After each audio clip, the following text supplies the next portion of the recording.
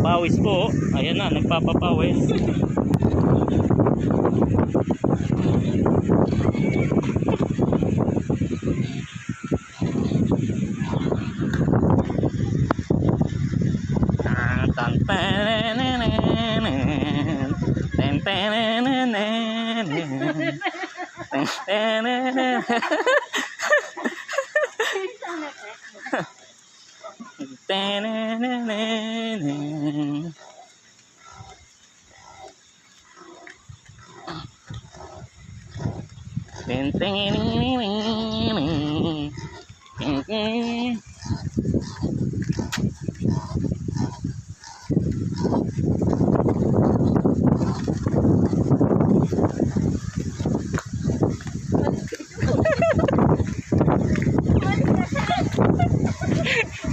Ayun na yung bata sa likod mo.